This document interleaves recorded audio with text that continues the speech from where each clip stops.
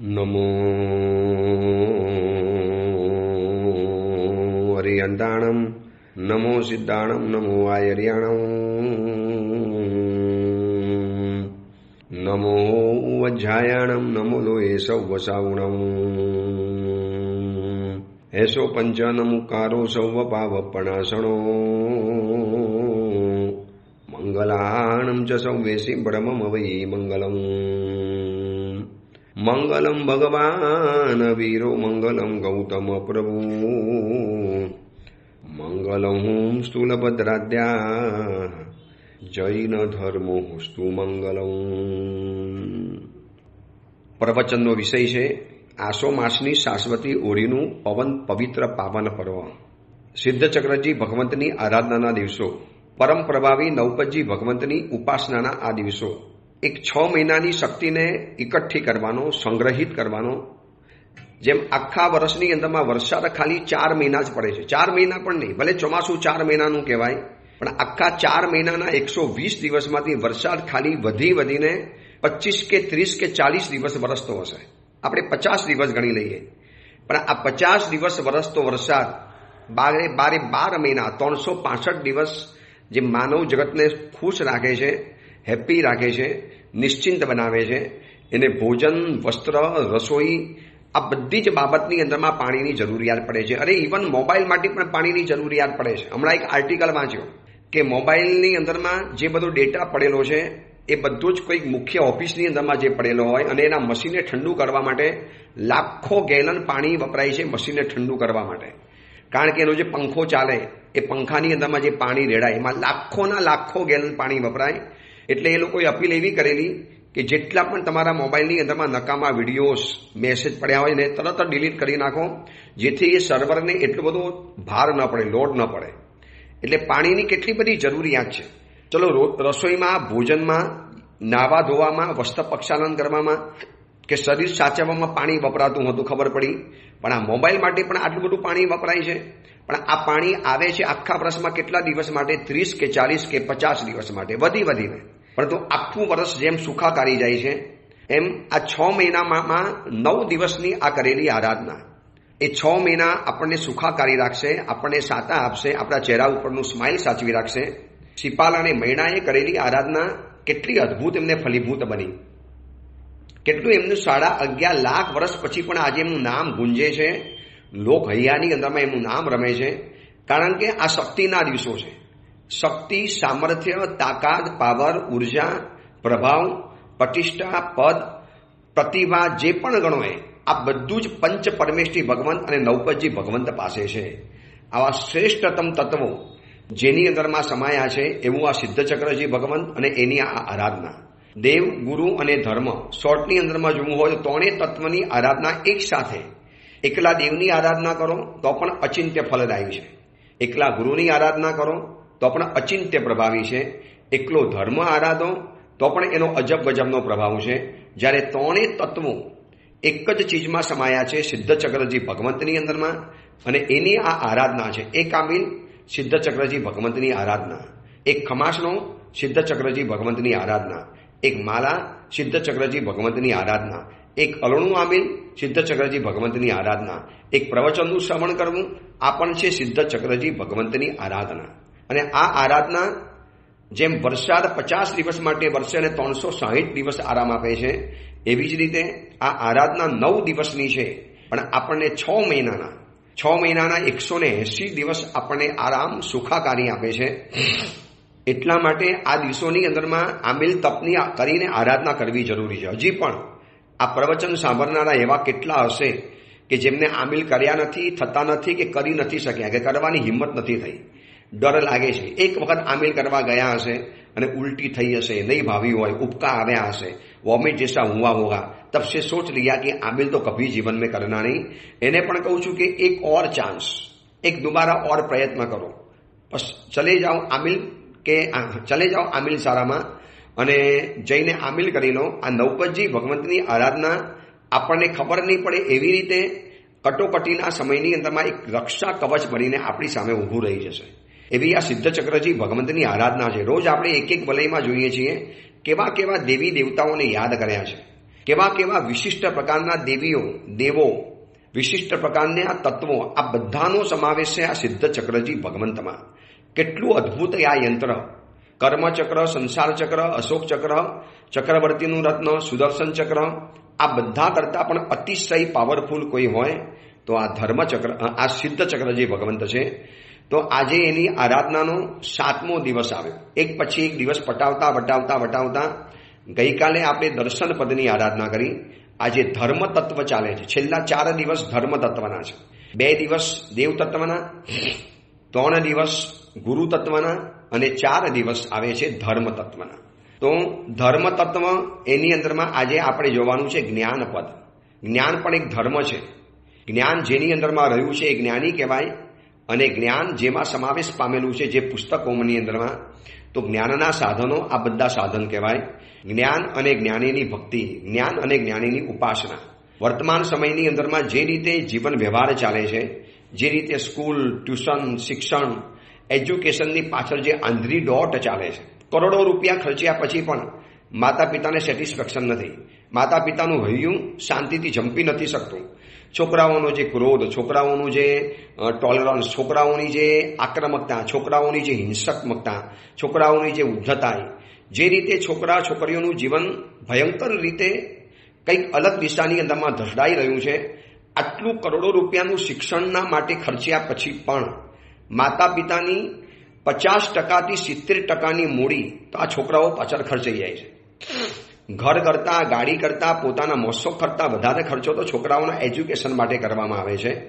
છતાં પણ પરિણામ તો 0 જોવા માટે મળે છે. કાંઈ એવા મહાનુભાવ પેદા થયા? કયો છોકરો એવો વિનયી તૈયાર થયો, વિવેકી તૈયાર થયો?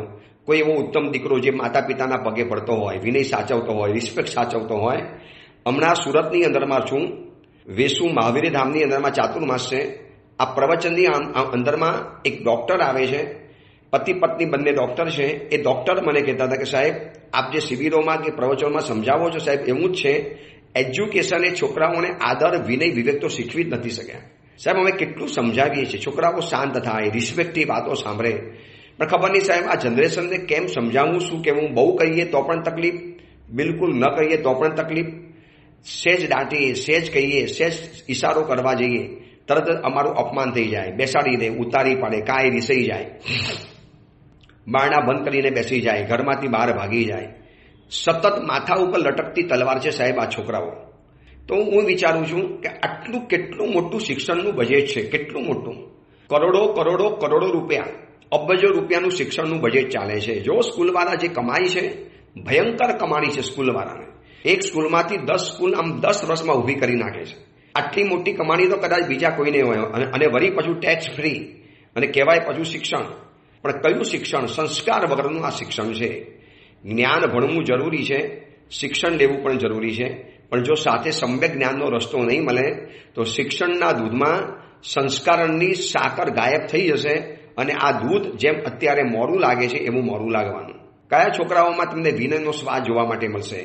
કયા દીકરા દીકરીઓમાં? આ બધા એવા નથી, હું માનું છું, છે એવા વિનય, વિવેકી, ઔચિત્યવાળા, આમન્યા જાળવનારા, મર્યાદામાં રહેનારા, પોતાનો સંયમ, કંટ્રોલ પોતે જાળવી રાખનારા એવા છે, પણ બહુ જૂજ સંખ્યામાં. લગભગ 8મા, 9મા, 10મા કે 11મા, 12મા ધોરણમાં ગયા પછી છોકરો કદાચ શરીરથી ભ્રષ્ટ ન થયો હોય તો મનથી તો ભ્રષ્ટ થઈ ચૂકેલો હોય છે. સહશિક્ષણ, એવી જ બધી વાતો જોવા માટે મળે. સ્કૂલમાં પણ એ જ કોલેજના ટાઈપ બધું વર્તન જોવા માટે મળે. એ છોકરા છોકરીઓના સંબંધોમાં ચીડાવવામાં આવે, આ આના રિલેશનમાં છે, આ આના રિલેશનમાં છે, આ આની સાથે સંબંધમાં છે, આની સાથે ચાલુ છે, આની સાથે છે, આ તો મારી છે, આ તારો છે, આ તમારી છે, આ તારી છે. આવી બધી વાતો છોકરા છોકરીઓ જ્યારે આ વાત બધી ખુલ્લી કરે, હું એમ કહું છું કે શું માતા પિતા જાગતા નહીં હોય? હોમ સ્કૂલિંગનો એક તમને છે ઓપ્શન, હોમ સ્કૂલિંગ, ઘરમાં ભણાવો, અથવા તો આ તપોવન જેવી સ્કૂલમાં ભણાવો, અથવા તો આ સુરતની અંદરમાં પણ જૈન સ્કૂલો ખુલી ગઈ છે. કેટલા બધા ભીષણ પુરુષાર્થ પછી જૈન સ્કૂલો ખુલી છે, સારામાં સારું એનું રિઝલ્ટ મળે છે. છતાં પણ કેટલાક શ્રીમંત માતા પિતાઓને એમ છે કે બસ આપણે જૈન સ્કૂલમાં ન ભણાવવા, આપણે તો મોંઘી ટાળ સ્કૂલમાં ભણાવવાના. આ સમ્યક જ્ઞાન પદના દિવસે આ વરાત એટલા માટે કહું છું, આ વ્યથા એટલા માટે વ્યક્ત કરું છું કે દીકરા દીકરીઓના વર્તન સગી આંખે માતા પિતા બતાવવા માટે લાવે છે, જોઈએ છીએ, અને જોઈને એમ લાગે છે કે આ અમારા બાળકોનું ભવિષ્ય છે. જે પોતે પોતાની જાતને નથી સાચવી શકતા, તો આ જીન શાસનને કેવી રીતે સાચવી શકશે? આ 15,000 સમણી ભગવંતોની વૈયાવચનો ભાર કેવી રીતે ઉપાડી શકશે? આ કરોડોની કિંમતના જીનાલયો, અબજોની કિંમતની જીન પ્રતિમાઓ, આમિલશાળા, પાઠશાળા, ભોજનશાળા, ધર્મશાળા, તીર્થો, આ મહાનતમ આવા ઉપાશ્રયો, આવા અદ્ભુત જીન શાસનની ઇમારતો, 7 ક્ષેત્રની વ્યવસ્થાનો ભાર કયા બાળકના સ્કંદ ઉપર ઉપાડી શકશે, જે પોતે જ સક્ષમ નથી, જે પોતે જ પોતાની જિંદગીનો ભાર નથી ઉપાડી શકતા? કેવી રીતે આ છોકરાઓ તૈયાર થશે? એકમાત્ર ઉપાય છે સમ્યક જ્ઞાન. એને એવું મોરલ જાણવા માટે મળે, એને સંસ્કારની વાતો જાણવા માટે મળે, એને એવી કથાઓ બતાવવા માટે આવે, એને એવા શીલ સદાચારથી ભરેલા એની જ ઉંમરના દીકરા દીકરીઓની વાત બતાવવામાં આવે કે કેવા દીકરા દીકરીઓએ પોતાના શીલ, પોતાની જીવનની વ્યવસ્થા સાચવવા માટે કેવો ભોગ અને બલિદાન આપી દીધું છે. આ બધી વાત જ્યારે એની સામે ઉજાગર કરવામાં આવશે ત્યારે જ એને ખબર પડશે કે મારું શિક્ષણ અને મારું સમ્યક જ્ઞાન બિલકુલ અલગ છે. સ્કૂલની પદ્ધતિ જ હવે એટલી બધી વિચિત્ર બની ગઈ કે છોકરાઓ ઉપાસેમાં આવી જ નથી શકતા. કદાચ માતા પિતા પણ ઝંખે કે સાહેબ આપની પાસે મોકલવા છે. મારી પાસે તો મને કેટલાય માતા પિતાઓ કે સાહેબ અમે તમારું પ્રવચન સાંભળીએ છીએ અને અમને એમ થાય કે મારી દીકરાઓને તમારી પાસે જરૂર મોકલવા છે. આપ સાહેબ અડધો કલાક એને આપશો? મેં કીધું બેન ભાઈ કલાક આપવા તૈયાર છું, મોકલો તો ખરા. પછી બીજા દિવસે એ જ કે સાહેબ શું કરીએ, છોકરાઓની હાલત ટાઈટ છે. સ્કૂલમાં 7 કલાક ભણવાનું, ટ્યુશનમાં વળી પાછા બીજા 4-5 કલાક ભણવાનું, થાકી પાકીને લોટ થઈને ઘરની અંદરમાં આવે. હવે ક્યાં અમે એને કહીએ કે તું જા? કહીએ છીએ તો ના પાડે, સાહેબ મમ્મી આપણે થાકી ગયા છીએ, શું હવે દેરાસર ઉપાસેમાં જવાનું, કેવી રીતે જઈએ? અને એક જિંદગીનો એક અંધાપો નજરમાં આવે છે મને તો. જો આ રીતે વ્યવસ્થા ચાલશે તો આવતીકાલે કદાચ ભાડુતી માણસોને બોલાવી અને આ 7 ક્ષેત્રની વ્યવસ્થા આપણે ઊભી કરાવવી પડશે. જો આ સમ્યક જ્ઞાનના ક્ષેત્રમાં બાળકોને આગળ નહીં વધારી શકીએ તો જે રીતે આંધળી દોટ ચાલે છે, ટ્યુશન ક્લાસીસ, અધર એક્ટિવિટીઝ, અને શનિવાર રવિવાર આવે એટલે સ્કૂલ કોલેજવાળા હવે તો ટ્યુશન ક્લાસીસવાળા પણ પોતાની ટૂર કાઢે છે. હમણાં જ મને એક પરિવાર મળવા માટે આવ્યો, એના દીકરા દીકરીને લઈને આવેલો. સાહેબ આશીર્વાદ આપું, આ રવિવારે ફરવા જાય છે. હું ક્યાં જાઉં છું? સાહેબ કુલુ મનાલી. અમારા છોકરાઓને સ્કૂલમાંથી ટ્રીપ જાય છે. બીજો પરિવાર આવ્યો કે સાહેબ ટ્યુશનમાંથી ટ્રીપ લઈ જાય છે. સ્કૂલમાંથી અલગ, ટ્યુશનમાંથી ટ્રીપ અલગ, વળી પાછું માતા પિતાની સાથે ફરવા માટે વેકેશનમાં જવાનું અલગ. હવે શનિવાર રવિવાર માળ એને સમ્યક જ્ઞાન માટે મળ્યો હોય એ પણ હવે આ સ્કૂલવાળાએ હાઈજેક કરી દીધો. એક અંધાપો દેખાય છે, અંધકાર, ઘેરો ઘટ્ટ અંધકાર છે. એટલું તમિશ્ર ગુફા જેવો અંધકાર દેખાય છે. કોઈક પ્રકાશનું કિરણ અત્યારે તો દેખાતું નથી કે કેવી રીતે આ દીકરા દીકરીઓને સમ્યક જ્ઞાનના રસ્તે લાવવા. આ નવપતજી ભગવંતની આરાધનામાં 7મું પદ છે સમ્યક જ્ઞાન. જે જ્ઞાન દ્વારા પોતાનું ભવિષ્ય ઉજાડી શકશે. આ સ્કૂલનું ટ્યુશન તો એને અભિમાન વધારવાનું, એના વિષય કસાયને વધારવાનું, એના રાગદ્વેષને પોષનારું, એના મોહને ઉદ્રેક કરનારું, એને મોહના શકંજામાં ઓર વધારે ગાઢ ફસાવનારું આ શિક્ષણ છે. ઉપાય એક જ છે, સમ્યક જ્ઞાન. એવી કથાઓ, એવો ઇતિહાસ, એવી અદ્ભુત વાતો, આવા ઓડિયો પ્રવચન. હવે આના પછી આ નવપતજીની ઓરી પછી જે ઓડિયો પ્રવચન હું શરૂ કરવાનું છું, જે પ્રવચનની અંદરમાં એક હરિવિક્રમ નામના રાજપુત્રની કથા આવવાની છે. અંતે આ રાજપુત્ર આચાર્ય બને છે અને પછી અનશન લઈને મોક્ષની અંદરમાં જાય છે. પણ એની જે ભવ્ય પરાક્રમ કથા, એની જે અદ્ભુત જનૂન, એનું સાહસ, એની હિંમત, એનું પરાક્રમ, એની જે જિંદાદિલી, એની જે જાન ફેસાની, એનો જે વિનય, નમ્રતા, આટલી શક્તિ હોવા છતાં પણ આ જે જૈનજી કહેવાય છે ને, હમણાં ઘણા દેશોની અંદરમાં જૈનજીના તોફાન ચાલે છે. હવે આ જૈનજી શું માને છે? બસ તોડફોડ કરો ટોરાની અંદરમાં. એકલો તો કંઈ કશું કરી શકતા નથી. એ ટોરાની અંદરમાં રહીને તોડફોડ કરવાની, મારામારી કરવાની અને ધૂમ મચાવી લેવાની. એવા લોકોને આ હરિવિક્રમ ચરિત્રની કથા જાણવા જેવી છે. એની જ ઉંમરનો આ યુવક હતો. એમના જેવો વેલ સેટેડ, વેલ એજ્યુકેટેડ રાજપુત્ર એવો જો દીકરો હતો, જે આજના કરોડપતિ અબજપતિના છોકરા છોકરીઓ હોય છે. અને એની સાથે પરાક્રમ સાથે એનો વિનય, વિવેક, હું તો કહું છું તમારા દરેક દીકરા દીકરીઓને કદાચ વ્યાખ્યાન રૂપે ન સાંભળે તો તમે એને શોર્ટ સાર, આખી કથાનો ટૂંકો સાર રોજ એને સંભળાવી દેજો તો ખબર તો પડશે કે કેવા કેવા રાજપુત્રો થઈ ગયા છે અને કેવું પરાક્રમ કરીને ગયા. અમે તો કાંઈ નથી એની સામે. આ જૈનજીના જે તોફાનો ચાલે છે, જૈનજી જે ઉદ્ધત વર્તન કરે છે, બસ પોતાને ન ફાવે તોડફોડ કરી લેવાની, કોઈ માથે ગાંઠવાનું નહીં, કોઈને ગણકારવાના નહીં. એક માત્ર ઇન્ટરનેટ બંધ થઈ ગયું, મોબાઈલ સેવા બંધ થઈ ગઈ અને પોતાના મોબાઈલ જોવા માટે ન મળ્યા એટલે નેપાળમાં તોફાન મચાવી નાખ્યું. બાકી કયા યુવાનોને દેશની પડી છે? જો એ લોકોએ દેશની સેવા જ કરવી હોત તો આવી તોડફોડ કરત. સુપ્રીમ કોર્ટમાં આગ લગાડી, રાજભવનમાં આગ લગાડી, અને જીવતા જલાવવાની કોશિશ કરી છે. ત્યાંના વડાપ્રધાનને, કોક નેતાની પત્નીને તો જીવતી જલાવી પણ નાખી છે. આ જૈનજી કહેવાય? આ એની યુવાની કહેવાય? અમર્યાદિત, ઉદ્ધત. એના કરતાં આ કથા સાંભળજો, હરિવિક્રમ ચરિત્રની અદ્ભુત કથા છે. એ જ્યારે શરૂ કરીશું આપણે આ નૌપતજીના ઓળીના પ્રવચન પછી, તો આવા સમ્યક જ્ઞાનની કેટલીક કથાઓ, કેટલીક વાતો, આવા કેટલાક પ્રસંગો એને જીવનમાં સમજાવવા પડશે, તો જ એ લોકો પોતાના જીવનની અંદરમાં બચી શકશે. બાકી તો મને તો અંધકાર દેખાય છે આ સમ્યક જ્ઞાનના દિવ્ય પ્રકાશ વગર. સિદ્ધચક્રજી ભગવંતની આરાધનાની અંદરમાં આપણે આગળ વધીએ છીએ. આજે 7મું વલય આવ્યું, 16 વિદ્યાદેવીનું પૂજન. એક પછી એક વલયનો આપણે પરિચય લેતા ગયા. આહ્વાન કરવું, સંનિરોધન કરવું, સંધિ ગોઠણ કરવું, સ્થાપન કરવી, પૂજન કરવું, આ બધું જ જાણ્યું. એક એક વલયની આપણે વાતો જાણતા જાણતા આજે 7મા વલયમાં આવ્યા છીએ. 16 વિદ્યાદેવી આમાં યાદ કરવામાં આવે છે. સિદ્ધચક્રજી ભગવંતની અંદરમાં કયા દેવી દેવતાને બાકાત રાખ્યા છે એ જ આપણને નથી સમજાતું. ઘણા કે સાહેબ આમાં ભૈરવજી ક્યાં આવ્યા, આમાં નાકોડાજી ક્યાં આવ્યા, આમાં બટુક ભૈરવજી ક્યાં આવ્યા, આમાં કાલા ગોરા ભૈરવજી ક્યાં આવ્યા? અરે બાબા, જેના નામ જરૂરી હતા એ બધાના નામ સાથે બોલ્યા, અને જેના નામ નતા, જે વિશિષ્ટ મહાનુભાવો હોય ને, તમારો સમાજનો મેળાવડો હોય, કોઈ સમાજનું ફંક્શન હોય, હમણાં ગયા ને પરવાદિરા પર્યુષણ મહાપર્વ પછી ઘણા એવા સમાજના ફંક્શન ગયા, એમાં બધા જ એમાં એક જ નગરના 500 ફેમિલી રહેતા હોય સમાજના, ત્યાં બધા ભેગા થાય તો શું 500 જણાના બધાના નામ બોલાય છે? જે આગેવાન હોય એના નામ બોલાય. અને પછી કે જેટલા પણ સમાજવાળા વધાર્યા છે એ બધાને અમે યાદ કરીએ છીએ. તો એમાં જેટલા મહાત્માના દેવી દેવતાઓ હતા, જે વિશિષ્ટ દેવી દેવતાઓ હતા, એ બધાને યાદ કર્યા. અને બાકી બધાને કહી દીધું અપ્રસિદ્ધ સિદ્ધચક્રાધીષ્ટાયક આયો. જે અપ્રસિદ્ધ સિદ્ધચક્રના અધિષ્ઠાયક દેવી દેવતાઓ છે, ડાયરેક્ટ કે ઇનડાયરેક્ટ સિદ્ધચક્રજી ભગવાન સાથે જોડાયેલા છે, એ બધાને અમારા નમસ્કાર, એ બધાનું પૂજન કરી લીધું. હવે આ 16 વિદ્યાદેવી, મોટી શાંતિમાં પણ આપણે બોલીએ છીએ ને, 16 વિદ્યાદેવીઓ રક્ષંતુ વો નિત્યમ સ્વાહા. 16 વિદ્યાદેવી રોજ તમારું રક્ષણ કરે. 16 વિદ્યાદેવીઓ રક્ષંતુ.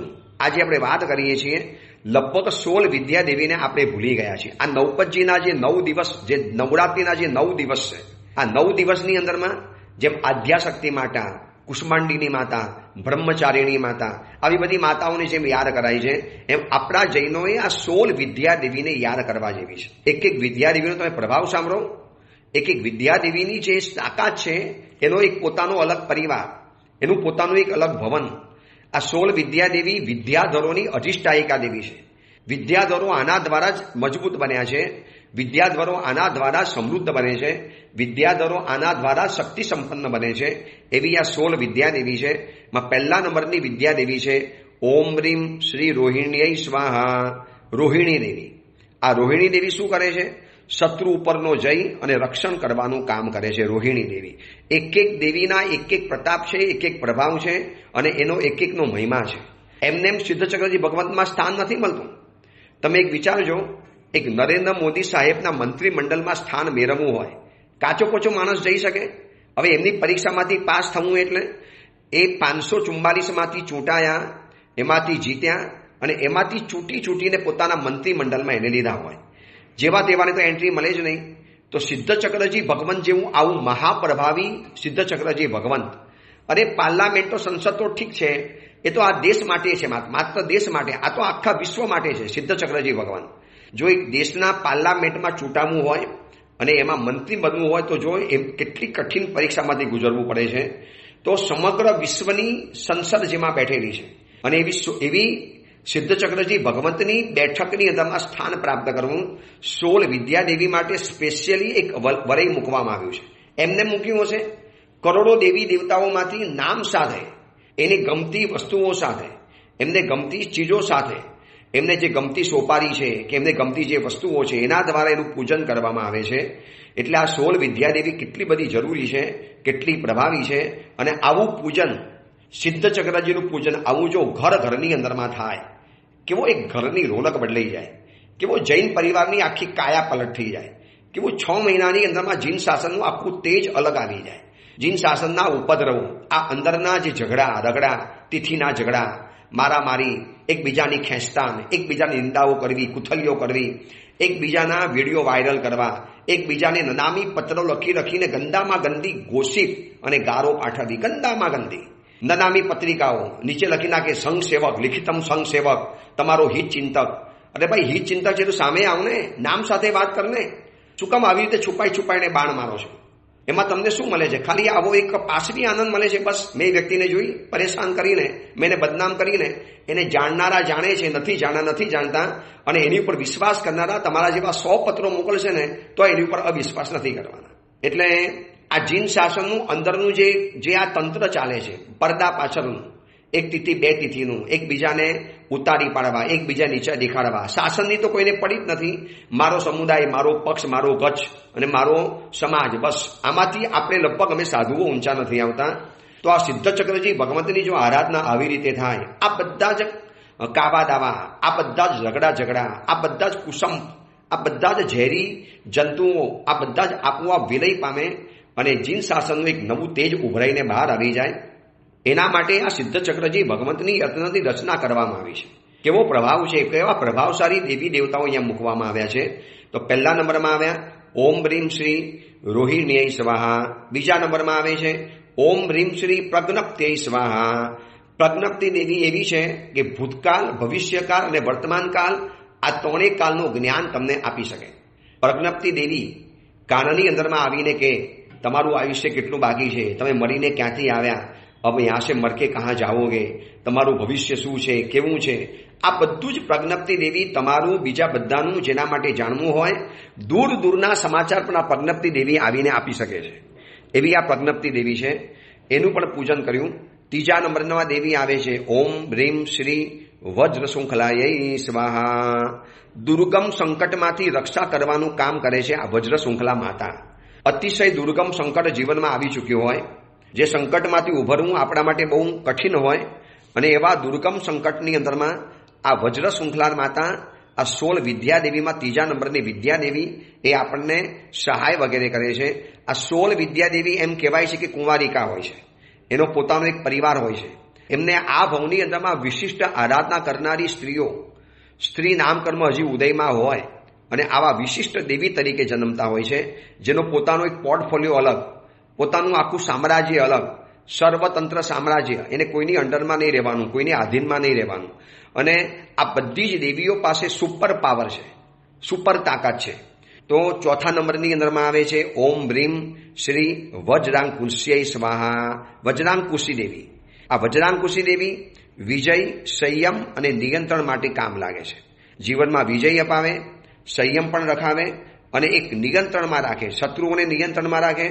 આપણી જાતને પણ આપણે નિયંત્રણમાં રાખી શકીએ. આપણી પોતાની જાતને નિયંત્રણમાં રાખો. તમે કેટલાક સંઘોને, કેટલાક પરિવારોને, જે મોટો રાજા હોય, હવે નરેન્દ્ર મોદી સાહેબને કેટલા મોટા દેશ ઉપર નિયંત્રણ કરવાનું, કેટલા શત્રુઓને હાથમાં રાખવાના. તો આ બધી જ દેવીની આરાધના કામ લાગે છે. ઓમ રીમ શ્રી વજ્રાંકુશ્ય સ્વાહા. પાંચમા નંબરમાં આવે છે ઓમ રીમ શ્રી ચક્કેશ્વરીય સ્વાહા. ચક્કેશ્વરી દેવી જે આદિનાર પરમાત્માની પણ અધિષ્ઠાયિકા છે, 16 વિદ્યાદેવીમાં પણ આવે છે, ચક્રને ધારણ કરનારી. આ અધિષ્ઠાયિકા દેવી ધર્મ રક્ષાનું કાર્ય કરે છે. ધર્મ રક્ષાની અધિપતિ છે આ ચક્કેશ્વરી દેવી. જ્યારે પણ ધર્મ રક્ષા જોખમમાં આવે, જ્યારે પણ ધર્મ રક્ષા કરવાની જરૂરિયાત પડે, ત્યારે આ દેવી પોતાના શક્તિ અને સામર્થ્ય સાથે આવતી હોય છે. પણ ક્યારે આવે? આપણે જો એને આહ્વાન કરીએ, આપણે એને જો પૂજન કરીએ, આપણે એને બોલાવીએ, આપણે એમને કહીએ કે માં આવો પધારો, હવે જરૂરી છે. અને વર્તમાન સમયમાં તો ધર્મ રક્ષા કેટલી બધી જરૂરી પડે, કેટલો ધર્મનો હ્રાસ થવા માંડ્યો છે. યુવકો ધર્મના ક્ષેત્રથી દૂર છે, યુવતીઓ તો જૈન પરિવાર છોડી અને મોટા ભાગની વિધર્મીઓની અંદર જાય છે, કાં પછી બીજા અન્ય કાસ્ટની અંદરમાં લગ્ન કરીને બેસી જાય. આખી જૈન પરંપરા જ ખત્મ થવાના આરા ઉપર આવશે જો આ રીતે ચાલ્યું તો. આ ટ્રેન્ડ ચાલ્યો હતો. એક તો શ્રીમંતના દીકરીઓ ભણવા માટે જાય છે વિદેશોમાં, હવે એકવાર ત્યાં જઈને પાછા આવતા જ નથી, અને વિદેશમાં ગયા એટલે પતી ગયું. પછી એની પાસેથી ધર્મની કે સુરક્ષાની અપેક્ષા રાખી શકાતી નથી. હવે દીકરીઓ પણ જો જૈન નહીં રહે, દીકરાઓ પણ જૈન કુલમાં રહેવા તૈયાર નથી. તો આ બધી જ જે અદ્ભુત તીર્થો નવા બને છે, નવા કેટલા જિનાલયો બને છે, કેટલી નવી અંજસલા પ્રતિષ્ઠાઓના મહોત્સવો નીકળી ગયા, પત્રિકાઓ છપાઈ ગઈ, પત્રિકાઓ આવી પણ ગઈ. કોણ સાચવશે આ બધું? ભવિષ્યની અંદરમાં બહુ મોટો સવાલ ઊભો થાય છે. પણ ચક્કેશ્વરી માતા છે. આપણે કહીએ કે માં, અમે તમને આહ્વાન કરીએ છીએ. આ સિદ્ધચક્રજી ભગવંતની અમે અત્યારે આરાધના કરીએ છીએ. માં, અમે પ્રવચન સાંભળીએ છીએ, અમે આપને સાચા દિલે આહ્વાન કરીએ છીએ કે માતા પધારો અને ધર્મ સુરક્ષાનું કર્તવ્ય આપ બજાવો. અમે ભલે અયોગ્ય છીએ, અપાત્ર છીએ, અધૂરા છીએ, અપૂર્ણ છીએ, અશિક્ષિત છીએ, આ બધું જ છીએ, પણ આપની તો જવાબદારી છે કે ધર્મ રક્ષા તત્પર છો. આપ ધર્મ રક્ષા તત્પરા છો, તો આપ આટલી ધર્મ રક્ષા કરતા જાઓ. તો 6 નંબરની અંદરમાં આવે છે ઓમ રીમ શ્રી પુરુષ દત્તાય સ્વાહા. પુરુષાર્થ સામર્થ્યને આપનારી આ વિદ્યાદેવી છે, 6 નંબરની વિદ્યાદેવી, જે આપણા પુરુષાર્થને વધારે પ્રદીપ્ત કરે. માણસને સ્ટાર્ટઅપ કરવું છે, શરૂઆત કરવી છે, હિંમત કરવી છે, એક કદમ ઉઠાવવું છે, એક હિંમતનું પગલું ઉઠાવવું છે, તો એવા સમયની અંદરમાં આ પુરુષ દત્તા કામ લાગતી હોય છે. 7મા નંબરમાં ઓમ રીમ શ્રી કાલ્ય સ્વાહા. કાલી દેવી. આ કાલી દેવી અજ્ઞાન મોહને નિવારણ કરે છે. જીવનમાં જે અજ્ઞાન છવાઈ ગયો હોય, જીવનમાં જે મોહ છવાઈ ગયો હોય, મોહનો અંધકાર છવાઈ ગયો હોય, તો એ બધાને દૂર કરવાનું કામ કરે છે આ કાલી દેવી. 8મા નંબરમાં છે ઓમ રીમ શ્રી મહાકાલ્ય સ્વાહા. મહાકાલી મહાન બાધાઓનું નિવારણ કરે છે. બહુ મોટી મોટી જીવનમાં બાધાઓ આવનારી હોય કે આવી હોય કે આવી શકવાની હોય, આ બધી જ બાધાઓને દૂર કરવાનું કામ આ મહાકાલી માતા કરે છે.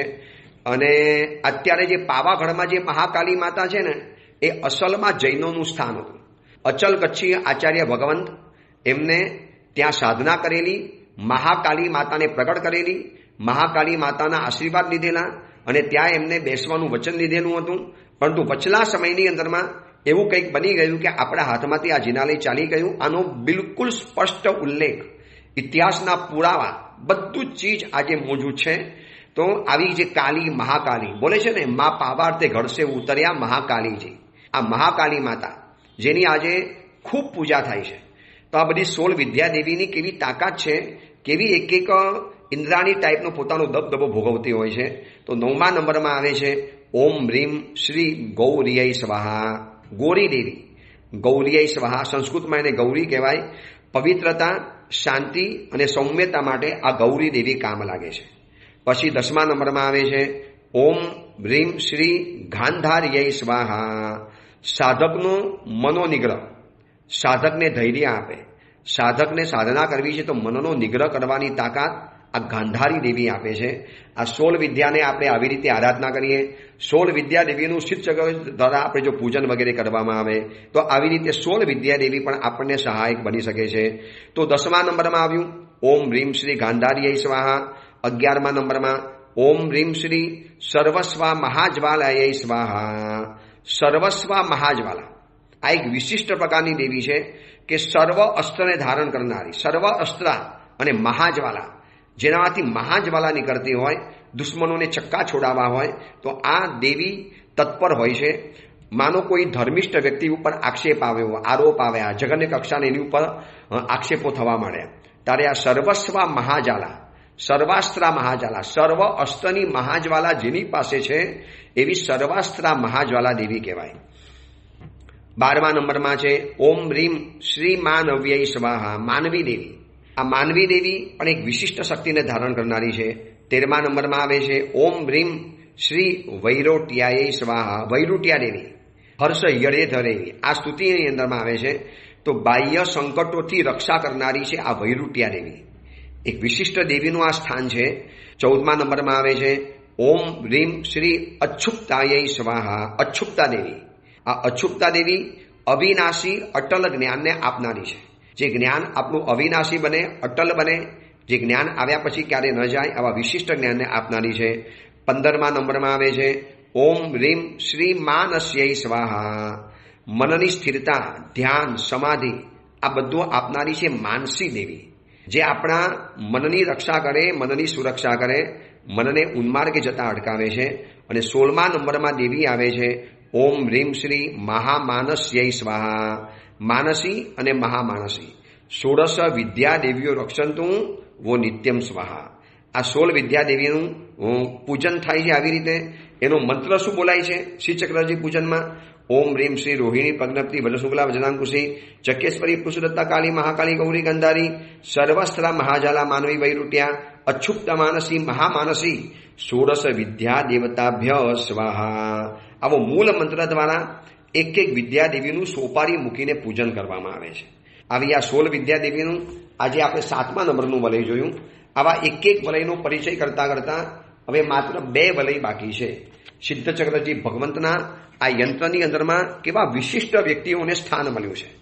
જેમ રાજાના દરબારમાં વિશિષ્ટ મહાનુભાવોને સિંહાસન બેસવા માટે મળે, બાકી બધી જનતા બેસી શકે પણ નીચે જમીન ઉપર, પણ વિશિષ્ટ મહાનુભાવોને એક વિશિષ્ટ સિંહાસન મળે.